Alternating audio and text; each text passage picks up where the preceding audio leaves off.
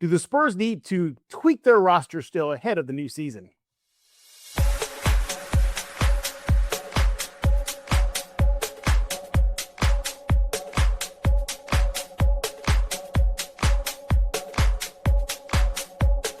Welcome back to another episode of Spurs In Focus right here on YouTube, iTunes, Spotify, Amazon Podcasts, YouTube Music. You pick a platform, we are there. The Substack, Spurs In Focus Substack is completely free. Go sign up right now. Just Google Spurs In Focus Substack. Hit the subscribe button. You're in like that. And we thank you for making Spurs In Focus your first and only spot for all things San Antonio Spurs.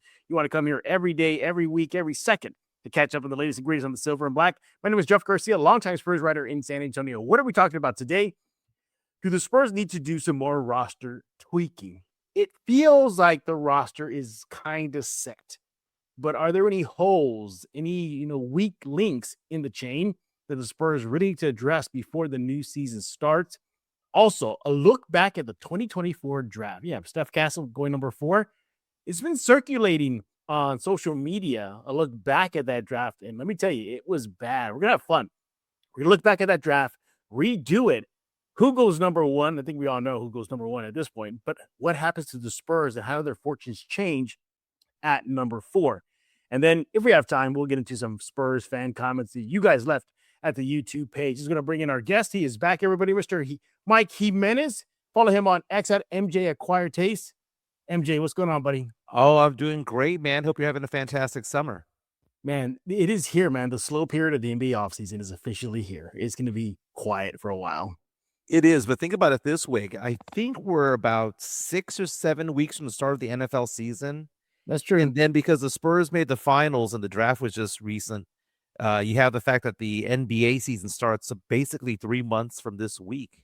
Yeah. So it's not that far off, man. Not that far off from more silver and black action.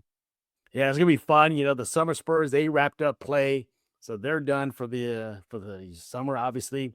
But we'll get into that in a bit when it comes to how fortunes change and also roster tweaking. Kind of go hand in hand. You'll see what I mean by that. But let's gonna dive into it. Jimenez, the Spurs seemingly have the team they're gonna go to war with next season.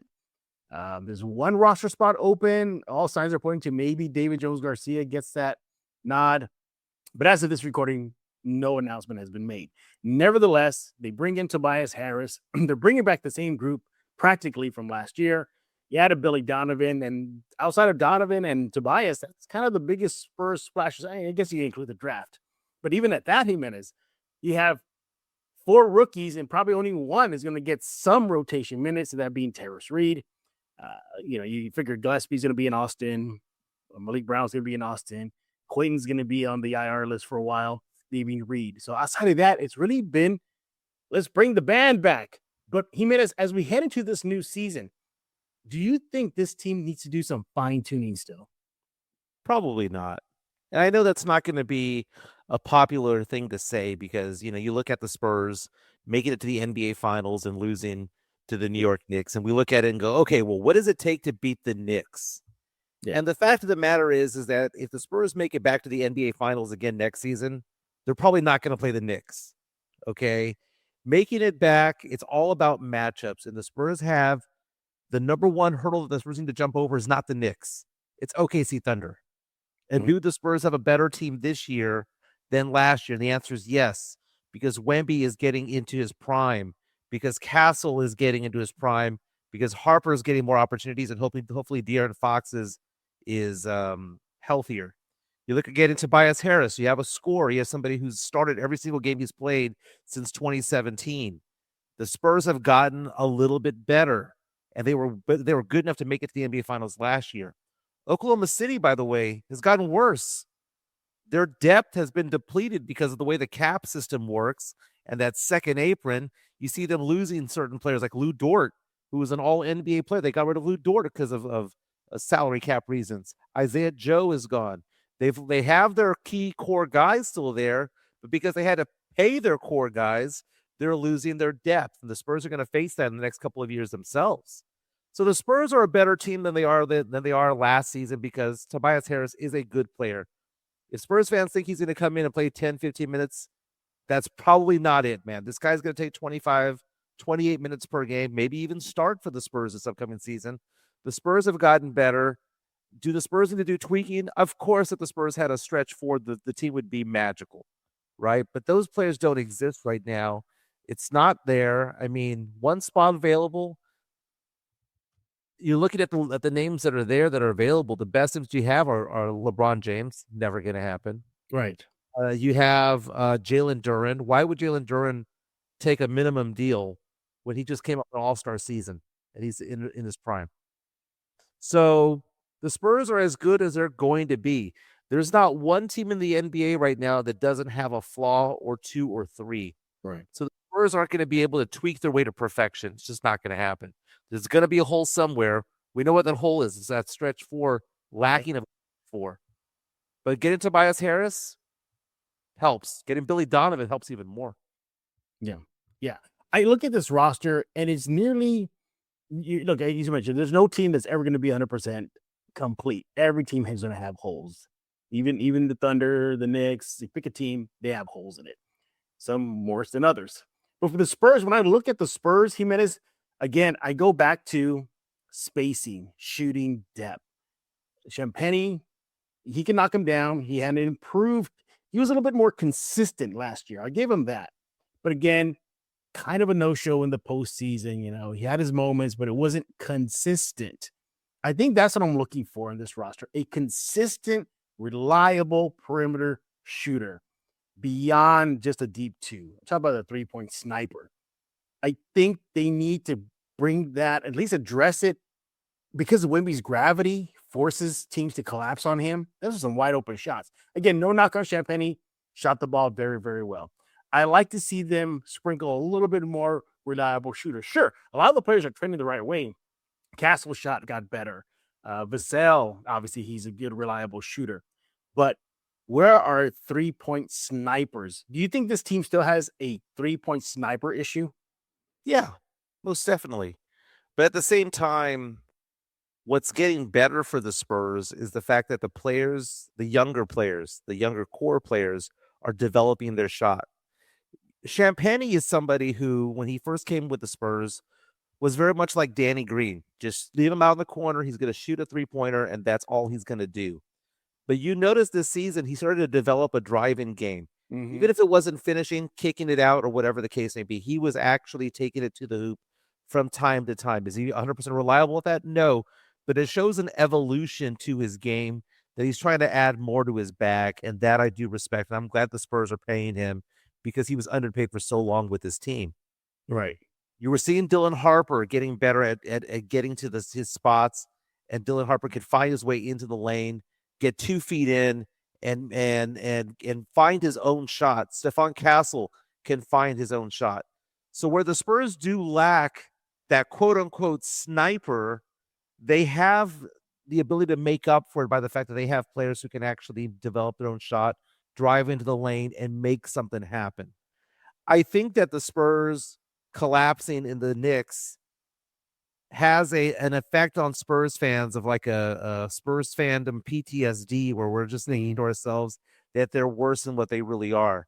This was a 60-plus win team that made it to the NBA Finals when Vegas projected them at being a 44 to 46 win team. They overachieved, and we're over here acting as though a lot of Spurs are acting as though that this team has no chance of getting back to the finals. Right. This team has a lot of holes in it, all that stuff. Just because you're under the magnifying glass of being in the NBA Finals and no other game is on, you're going to magnify that and say, well, Wemby is this, and Castle is this, and Fox sucks, and all of that. And it's really not true. Everyone needs to take a step back and think to themselves, man, are we going to see a worse or better Wemby next year? Better. A worse or better Castle? Better. A worse or better Harper? Better. Just those 3 things alone, adding a Tobias Harris, adding an offensive mind like Billy Donovan, is going to make the team better. We're going to be a better team because not only are we going to be deep on the court, but deep on the bench as well. Someone who can help right the ship a little bit and give Mitch Johnson a little bit more of a boost. We talk about how Mitch Johnson was a young NBA head coach, 39, 40 years old last season. Well, he also had young assistants around him. When Pop was getting into it all back in the day, remember he had Hank Egan. You know, he had mentors. He was the head coach, but he had more experienced people alongside of him to help him along the way. And seeing this coach come on in and bring all the college and NBA experience that he has and Final Fours and NBA coaching experience onto the bench, it brings a sense of normalcy, a sense of calm that Mitch Johnson can't do at this stage in his career. The Spurs got better in the offseason, right? And Quaintance, we don't know what's going to happen with him, man. And we're not going to see him on the court until January, February. He probably won't play one game this year. Yeah.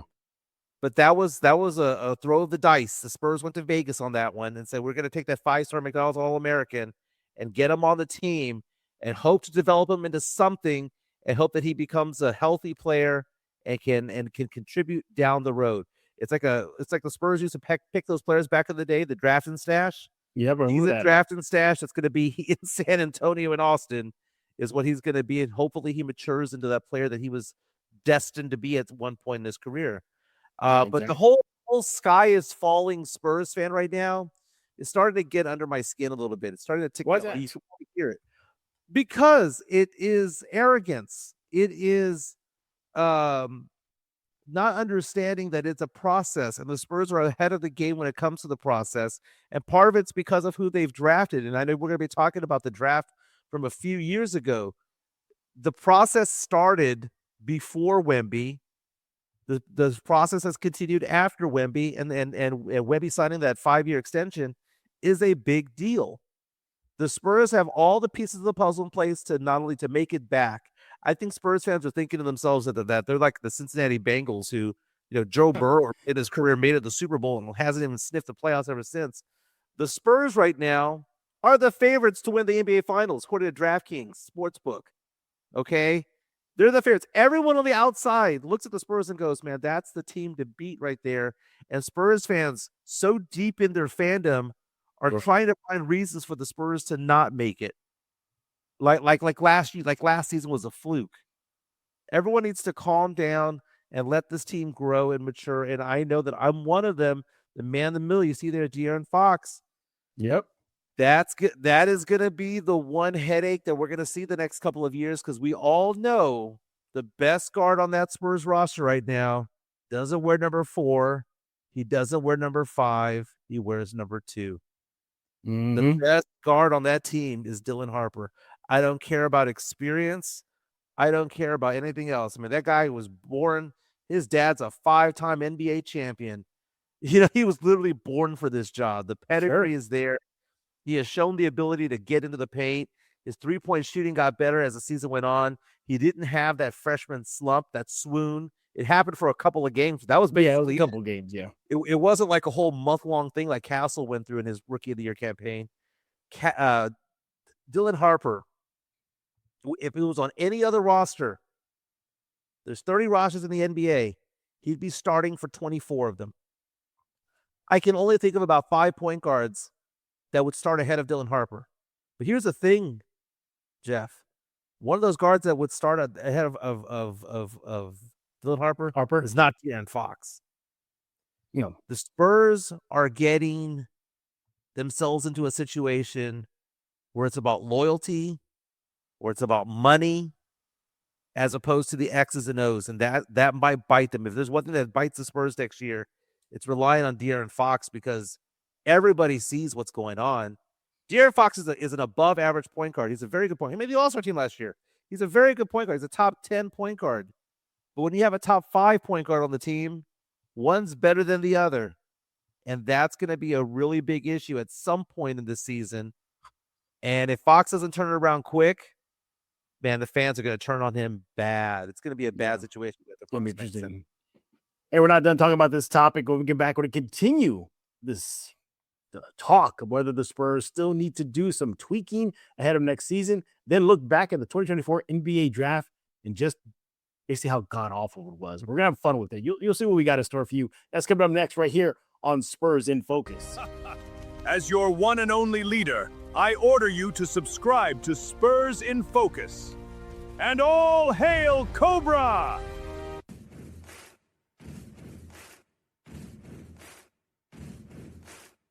Got Cobra Commander stopping by here on this episode of Spurs in Focus. We are back, everybody, joined by Mike Jimenez. Follow him on X at MJ Acquired Taste, formerly with San Antonio Sports Star. We're talking about your silver and black and whether there needs to be some roster tweaking.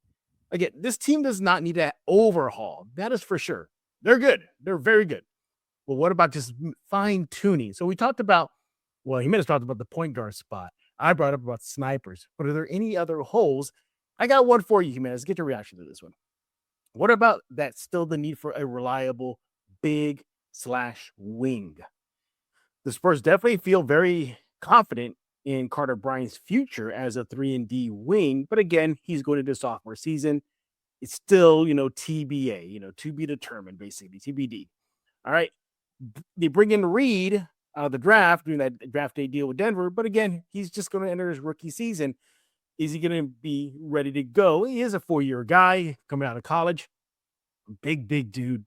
Showed a lot of what he can do for the Spurs, basically the dirty work in the paint in the Summer League, but that was Summer League competition.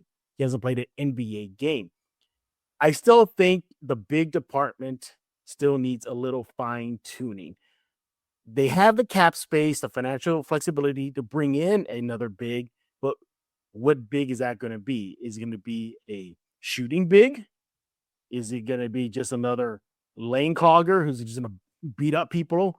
I think right now the depth at the big man spot, it goes like this: Wemby, Cornette, and then it just plummets. Biyombo, rookie Reed, we don't know yet. I have a little concern about the bigs department. What do you think? The free agent that I was wanting the Spurs to get this offseason, because people always say, you can complain about a position, complain about something, but who's the one that you wanted to get, right? Yeah. Give a name out there. And when the free agency period started, the one name I wanted the Spurs to look at was Terry Eason. He was former Houston Rockets, because a bruiser who can rebound and play inside. Obviously, everyone wants that perfect stretch four who could knock down threes, but those guys make $30 million plus per year. Oh, yeah.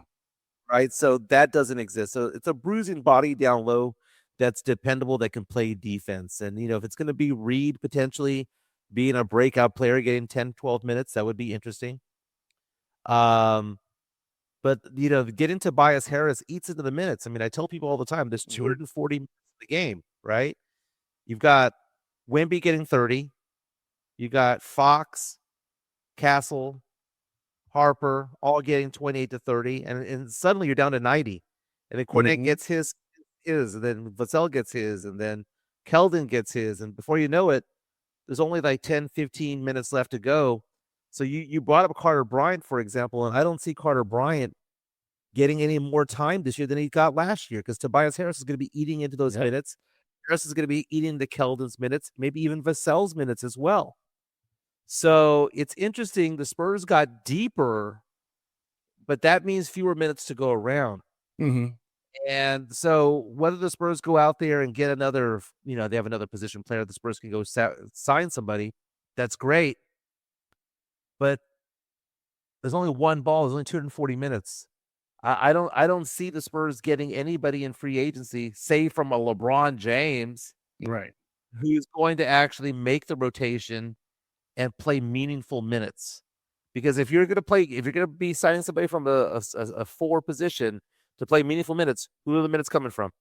Yeah, exactly. And I think Tobias is going to help a lot when it comes to shooting, I guess, quote unquote bigs. I mean, think about what happened to him last year with Detroit. He became the de facto guy for the roster when Cade Cunningham went out. He was their guy, and he definitely upped his game. I think the Spurs are going to need that from him, because Harrison Barnes, I think his best years are behind him now already. How much more reliable can you get from him on the court? Reliable guy, glue guy, locker room guy, on the bench guy, great. But on the floor, they needed him. It's still kind of a head scratcher why Mitch Johnson didn't play the veteran Barnes when things were getting dicey for the Spurs in the finals, blowing all those leads. Maybe he just didn't have him in him to score. That's where Tobias Harris comes in. But circling back to the big, lethal wing combo kind of guy, again, with Carter Bryant, it's still to be determined. He didn't even play at all. He played one game in the summer league, and that was 1.5 games, and that was it. He didn't really get a chance to shine as much as I thought he was going to get out in the summer league. He didn't play at all during the Cali summer league. So and the video we saw of Carter Bryant, yeah, even the shots that were going in were so ugly. Like, he really needs to have a shooting doctor. Yeah. And here's the thing about it, like, his accuracy is not bad. He's not come into the Spurs as a bad shooter. He had a pretty good shooting percentage from three while he played in college.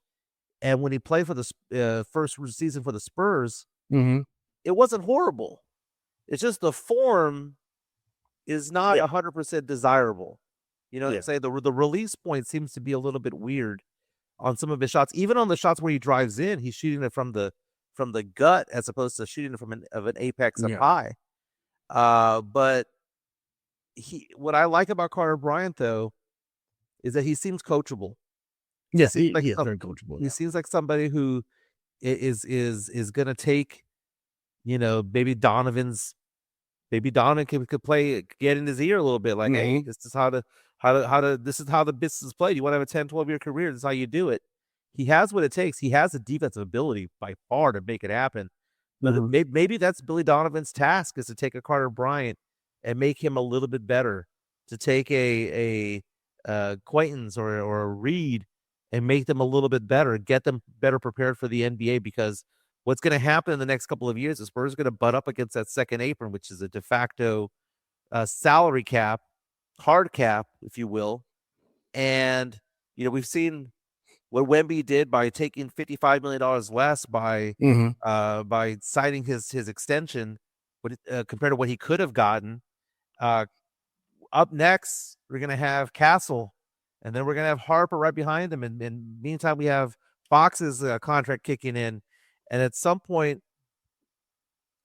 this is probably a topic for you, this upcoming shows. This is going to be the last of Keldon Johnson, ain't it? Yes, could be too. Yep. Contract year this year. I don't see them bringing him back. Yeah, they're still going to maximize this.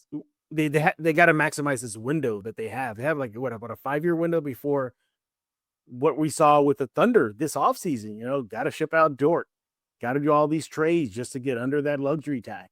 Wiggins, Spurs, Isaiah Joe, and all those guys. Isaiah Joe, their time is going to come. Maybe not tomorrow, maybe not next season, but in about 3 seasons, they're going to start. That's going to be really weighing on them. I think it's about 2 because of that Fox contract. Right. You get rid of Fox. The Fox contract holds everything up, if you really think about it. Yeah. That's what really holds everything up. Is it one of the worst contracts in the NBA right now? It is. It is considered one of the worst. Yeah, you're right. But who knows? We'll see. Maybe they can talk to Fox and restructure it. I mean, that contract is going to bite them in the ass in a few years from now. But the point is this: as far as tweaking the roster, I still think big man depth could be an issue. I hope Reed breaks out, has a great practice, training camp, preseason, because of the 4 rookies. Let's face it, he's the only one that's likely to get minutes. I don't see Gillespie. Ain't no way he's cracking that rotation. I mean, something catastrophic would have to happen to the guards. They brought in Jordan McLaughlin. That pretty much signals as well. I like that. Oh, the McLaughlin bringing him back? I did. Yeah, I was. And again, Spurs fans looking at the roster going, couldn't the Spurs have gotten somebody better? Again, this is an end of the bench, end of the roster type of pick. And McLaughlin, he has some game. Yeah, he does. He has some game. He's been around the league. He's like in season 8 now. I mean, he's an experienced player. I don't mind seeing him at the end of the bench. And if in case of emergency because of injury or whatnot, it's not a bad person to go to. It really isn't. No, not at all. But again, as me and Jimenez have been talking about, this team is good. Roster-wise, they're one of the best. Did they use some fine-tuning? Yes. Whether that's more big man help, reliable outside shooting, but nevertheless, I mean, at this point, you start nitpicking. Like, Yeah. coaching staff, thumbs up. Starting five, thumbs up. Guard rotation, thumbs up. So this team is poised to do another long postseason, maybe a finals appearance. But Jimenez, the way the West is shaping up going into the new season, man, it's going to be another gauntlet, man. You got John Morant in Portland now. You have the rise of the Jazz. You have the rise of the Blazers. Dallas is only going to get better. Flag is going to second year. It's going to be rough going. Still got the Thunder to deal with. Still got Denver to deal with. Minnesota with LaMelo Ball, and who knows if that will work out. The point is, Jimenez, this West is getting tougher and tougher by the second. Yeah, but right now the Spurs are in position, or the Thunder in position to say that they're the most experienced and that they have the ability to weather whatever storms are there. They're the more complete teams. You mentioned some very interesting names, some very interesting teams like Portland. You look at even the Lakers roster with all the pickups that they had. It takes a while for these players and these teams to gel and mold into the best abilities that they're ever going to have as a unit, right? So as though it's exciting to say, hey, you have new names over there, whether it be John Morant or it'd be LaMelo Ball, You're right, playing alongside another all-star guard as well. It's fun to watch, but at the end of the day, they're not ready yet. They're not baked in the oven yet to make a long run. It's really a 3-horse race. It's the Spurs, the Thunder, and the Nuggets, and that's basically it. Maybe the Rockets, if they have some health, if they're healthy, I think they can make a run. Yeah, if I'm a Rockets fan, I'm disappointed. They've been kind of quiet this offseason, man. They have been. You know what they need? They needed a player like Stephon Castle, but they took a Reed Shepard. Good segue, Jimenez. Good segue. See, Jimenez is great at these segues. When he was with the Star, he get complimented a lot with this segue. So I'm glad he brought that little element here because we're going to do that right now. But before we do that, let us know what you think about this roster. Is it set 100%? We're good to go. Are you still a little worried about some spots? Let us know on X. He is at MJ Acquired Taste. I am at Jeff G Spurs Zone. All right. Jimenez hinted at it. Let's get into it. So this has been circulating on the internet / social media. A look back at the 2024 NBA draft. Now, this is via BetMGM. I'm going to bring it to your screen here. All righty. Here we go. My goodness. That is one bad draft. So we're going to have some fun here. As y'all know, in 2024, the Spurs, the basketball god smiled on him. Castle was there waiting for them at number 4. They grabbed him, and let's just face it, he is the best of all these 30 names on this list. You see, he is the best, the cream of the crop. There's good players. Jerry McCain, he's good. Alex Sarr, he's coming into his own. Zachary Ricochet got traded. A number 1 pick got traded to Dallas. Buzelis, he's good, but there's none that stand out like Stephon Castle. He was the rookie of the year of this class. We're going to have some fun, though. We're going to have this on your screen for a while and say, let's redo it. All right, Jimenez. And by the way, we're going to stop at number 4 just for time constraints. That's all. We'll stop at number 4 and we should see who Jimenez would have picked for the Spurs at number 4 if Castle is gone. Let's face it, if you redo it again, Jimenez, Hawks, they're taking Stephon Castle, aren't they? They are, most definitely. Yeah.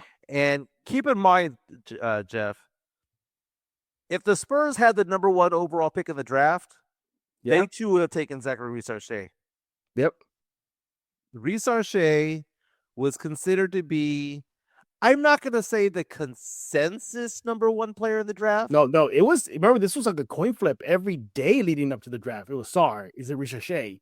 But it was the same. Shepard should have gone number 1. It was those two, though. It was either Sarr or Ricochet.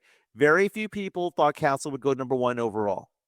Okay, so if the Spurs had the number 1 overall pick, more than likely it would have been Ricochet. Yeah. Okay, so let's just get that out of the way. But in this case, the Hawks, they go with Castle, right? If you were doing it now. Yeah, if we have to redo the draft all over again, number 1 pick in the draft goes to the Atlanta Hawks, and they take Stephon Castle out of UConn. Okay, so that now leaves on the board Ricochet, Sarr, Shepard, Castle. Those 4 names right there for the next 3 spots. The Wizards, do they still take Sar? I think they do. They do. Yeah. Sar, he's a slow burn. He's getting better. But I like him. He's a defensive player. He's not bad. His offensive back has been a little bit better. I mean, I'm not going to say that Alex Sar is like, the next Joker or anything like that. But no, not at all. Not a bad player at all. I'm looking up. Last year, 16 points per game, shot 33% from 3, 7 boards per game. I mean, he's a baller. So Alex Sar will stay number 2. Sar's trending the right way. So you're a Wizards fan, you're loving it. So he's definitely projecting the right way. All right, now it gets interesting. So now you still have Richarche, Shepard, and I guess for this argument's sake, everybody else in the field. You still have McCain, Dalton Connect, Klingon, Zach Edey, Reed Shepard. The Rockets, do they still take Reed Shepard at number 3? No, but they needed a guard, right? So they would take Jared McCain. Yeah, Jared McCain leaps to number 3. I agree with you. Yeah, McCain, I don't know how OKC fleeced Philadelphia when it came to that at the trade deadline last year. But Jared McCain is a very, very cerebral player. In fact, he was on track to win Rookie of the Year, the 2024-2025 season, before he got hurt. And that's how Castle ended up winning it. Yep. So McCain got hurt like in January, but had won Rookie of the Month for the prior 2 months, if I'm not mistaken. He was a solid player, but then he missed basically the rest of the season and he didn't qualify. So I would take Jared McCain number 3 for the Rockets because they needed a guard anyway.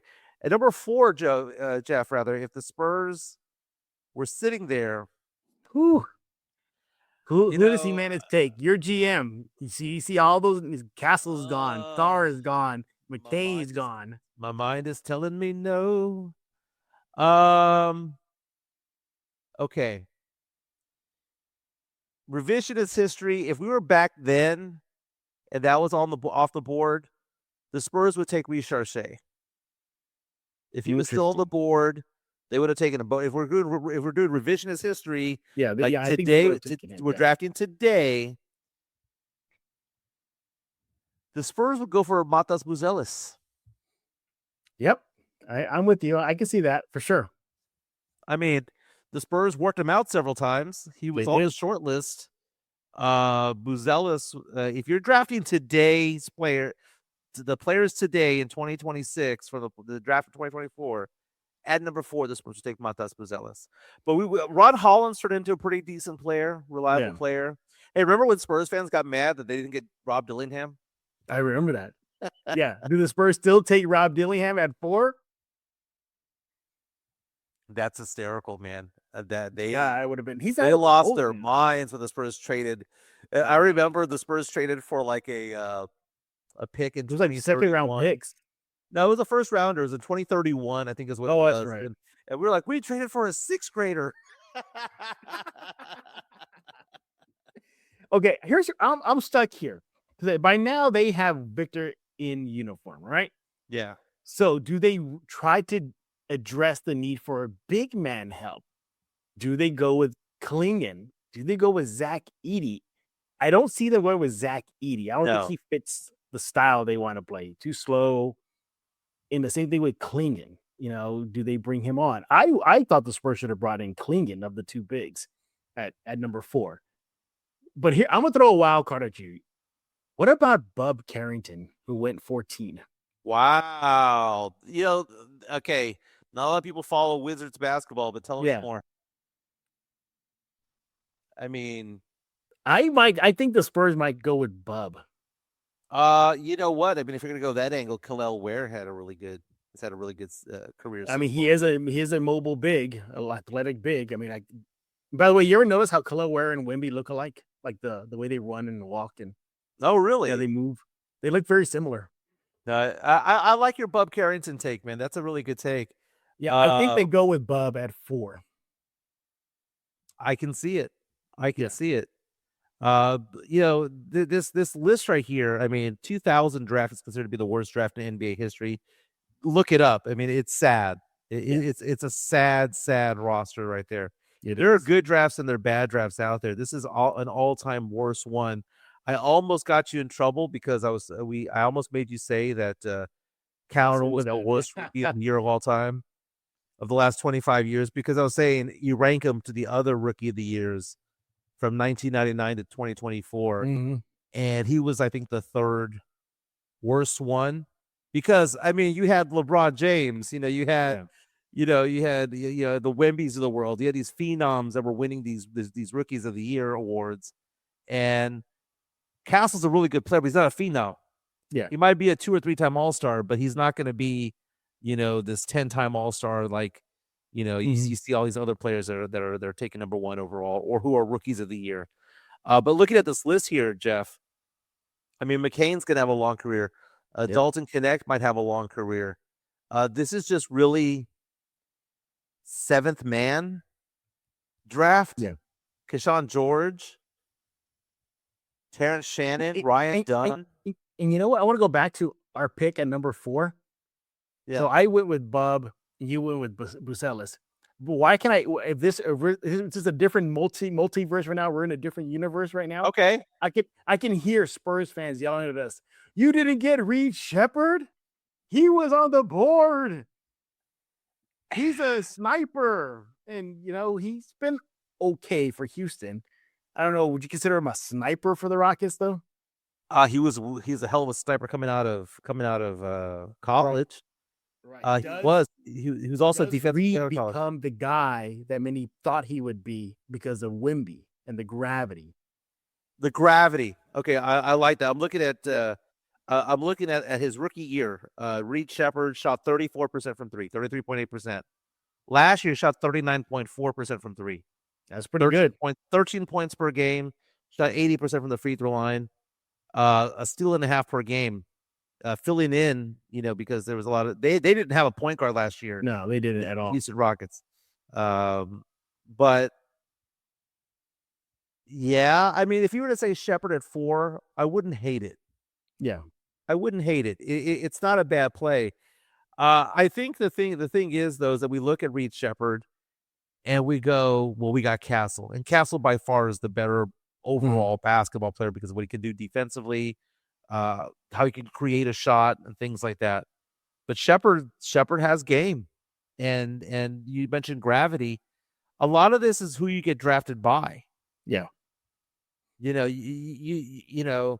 if Duncan got drafted by the Spurs, wins five rings, right? Mm-hmm. He gets drafted by another team, he'd probably win a chip or two. Would he have won 5? I don't know any other organization that would have gotten him 5. And yeah, if he goes to Boston, as many thought he was going to go to, I don't know if Boston gives him 5. Right, gets him 2, gets him 3. Yeah. But it was the Popovich factor. It was the drafting of Parker. It was the drafting of Ginobili. It was getting these players around him that fit his style, and he anchored it all. So you look at these drafts, and sometimes it's kind of weird. I mean, we saw the Super Bowl. Sam Darnold was dumped by multiple teams. After being a top 3 pick in the NFL draft years ago, goes off, wins 14 games for the Minnesota Vikings, wins 14 games for the Seattle Seahawks, wins Super Bowl. Yep. Right? But it's about who drafts you sometimes. And would Castle have been as good if he was playing for the Rockets? Yeah. Maybe, maybe not. Maybe Reece Shea has a different trajectory of a career being drafted by the Spurs. I mean, it's like the movie Sliding Doors, or the Adjustment Bureau, movies about fate and things like that. You never know what's going to happen, but the Spurs are blessed to have the ping pong balls go their way. Harper, Wemby, Castle, they're changing the rules of the draft for a reason. Yeah, and one of them's for the Spurs because of what the Spurs are able to do. Yeah. By the way, going back to my Carrington pick, in his rookie season, he played all 82 games. He was only 11 players in the league that year to do all 82. He finished with 9.8 points per game, 4.2 rebounds, 4.4 assists, named to the All-NBA rookie second team, right? That was his rookie year. So the sophomore year, last year, again, played all 82 games. Finished that year last year, 10.7 points per game, 3.4 rebounds, 4.6 assists. Now you take those numbers and you project it out with just having the Wemby effect there, maybe they are better. But the same thing could be said for, Reed Shepherd. Does he address the sniper issue that the Spurs have been dealing with over the last few years? But yeah, this is a fun game. And I thought it'd be a good topic for us to talk about because, first of all, it's the NBA, the slow period of the NBA offseason. You got to think of something. And then two, Jimenez, like you said, this draft you see on your screen right now is considered one of is it the worst or one of the worst? One of the 3 worst of all time, and I have the roster here of some of the worst ones. 2000 was considered to be one of the all-time worst ones. You just look at drafts that didn't have many all-stars. Yeah. Like if I was to ask you who are the future all-stars in this draft here, you might say Castle. Mm-hmm. Castle will probably make it 2 or 3 times. Alex Sarr can be an all-star. Yeah, maybe. That's about it. But the 2000 draft, Kenyon Martin was the number 1 pick, followed by Stromile Swift, Darius Miles, and Marcus Fizer. It says that only 3 players in that draft made the all-star team. Kenyon Martin, Jamal McGlory, man, he made the all-star team, and Michael Redd. Oh, man, yeah, he was good. 2013 draft, Anthony Bennett was the number 1 pick.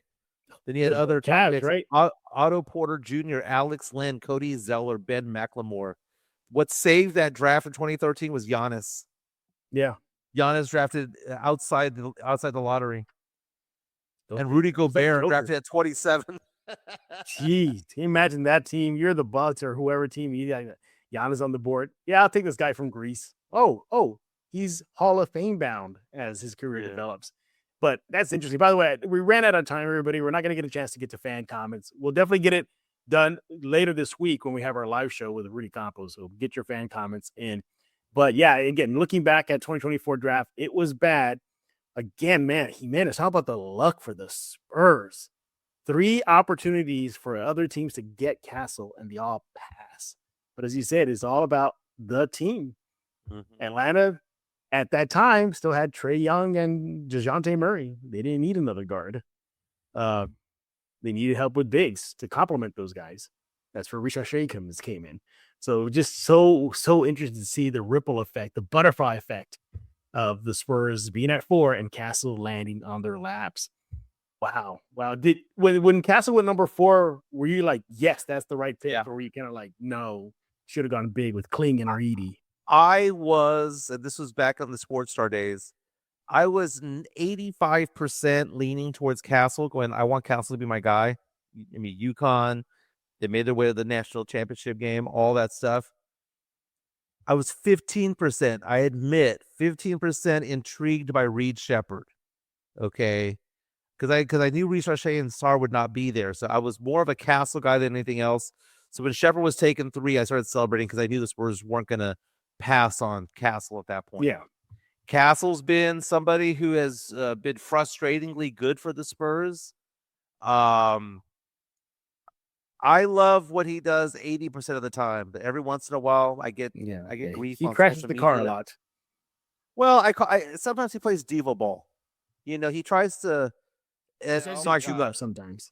Well, like he forces. He tries to get superstar calls when he's not a superstar. Mm-hmm. He starts doing the same crap that we see and that we complain about SGA doing, where he's trying to bait the officials and stuff like that. We see Castle start to do that from time to time. And I know that when he's not doing that, he's going to have a great game. But when he is doing that, for whatever reason, he decides that day he's going to do it. Those are the games where he has 7 to 8 turnovers. Those are the days where he gets frustrated. Those are the days when he doesn't play up to his abilities. And, I go back to the point where in the NBA Finals, he was wanting to jump up and get in someone's face, and Harper's holding him on the ground. Harper, a younger player, a rookie, holding Castle down, going, you got to calm down. You got to chill out. You got to chill out. But I saw a writer one time say about Castle, and I'll never forget this because it made me laugh so hard. He just says that he plays like he's always angry. Like he's angry all 48 minutes, that he plays angry. And I think that is a great thing 80% of the time. It's no different than Manu. Mm-hmm. Manu 80% of the time was like, that was amazing. And 20% of the time was, what were you thinking, Manu? And that's Castle. Nowitzki. Yeah. Why are you hacking Nowitzki from behind? He's 5 inches taller than you. You're not going to block that shot. That they win the final. The Mavericks win the finals that year. Castle is that. Castle is 80% of the time. That was amazing. I can't believe he did that. And 20% of the time, dude, what are you thinking? And if we could get that 20% down to 10, he'd be an all-star. It's like Mitch Johnson says, we give him the keys to the car, and he does great, but there's sometimes he crashes the car. So yeah, we're there. I think he's going to get a lot better next year. For me, it's just his pace, and again, not trying to force the action. If he could just a little smarter basketball at times. Well, he's like Mike Tyson, dude. So someone sent me a GIF of Mike Tyson today. It was of Peter McNeely when McNeely was going back and forth. Tyson's just eyeballing him left, right. I remember that. Yep. And Tyson was not a boxer. Tyson was a fighter. Mm-hmm. And a lot of NBA players are boxing out there doing the sweet science and this and the other. Castle's there to fight on the court, not physically fight. He plays like a fighter. Mm-hmm. He tries to knock you out he wants to steal your soul on that dunk. That he does. So he's a trash talker too. Low-key trash talker. And I like it. I want him. I would much rather him be on my team than to face that guy. Yeah, absolutely. Did he grow 2 inches, or is that all just nonsense on social media? I think it's nonsense. Okay, because I keep seeing all these stories, and it's fake stuff sometimes. But it's a still period of the offseason. People are looking for clicks. He is young enough to still be growing. I mean, David Robinson famously, when he was 21, grew from 6'3" to 7'1". That's true. So if Castle can somehow settle into a 6'8" frame, geez, that'd be great. That'd be great. Yeah. He is Mike Jimenez. You want to follow him on X at MJ Acquired Taste. You want to do that right now. Again, he was formerly with San Antonio Sports Star. Jimenez, as always, we appreciate you taking time out of your busy schedule here. And it is a slow period of the offseason, so nothing personal. It's just not really much to talk about. So you don't feel like getting an invite every now and then. But yeah, it's just we got to get through a couple more months of this, and we're good to go. And the season's back going. Yeah, preseason schedule's already out. NBA schedule. Well, hurry up, LeBron. Let's put it that way. Hurry up, LeBron. We wait to see when that happens. So some stuff to talk about. Wemby be playing in France, 14 France for a few games in August. So we'll talk about that and so much more. Again, Jimenez, we appreciate you as always. Follow him on X at MJ Acquired Taste. Everybody else, we thank you for making Spurs in Focus your first and only spot for all things San Antonio Spurs on iTunes, Spotify, Amazon Podcasts. You've got YouTube Music, YouTube itself. Go subscribe right now. The Substack is completely free. Spurs in Focus. Just Google it. Get subscribed. You are in. We're going to be back on Thursday. I believe it's Thursday for the weekly live episode of Spurs in Focus. I'm probably going to ask Rudy Campos the same thing about the 2024 draft. Get into some Spurs news. So much more. Stay tuned for that. Again, he is Mike Jimenez. He is on X at MJ Acquired Taste. So for Mr. Mike Jimenez, I am Jeff Garcia. And now you're in focus with Spurs in Focus.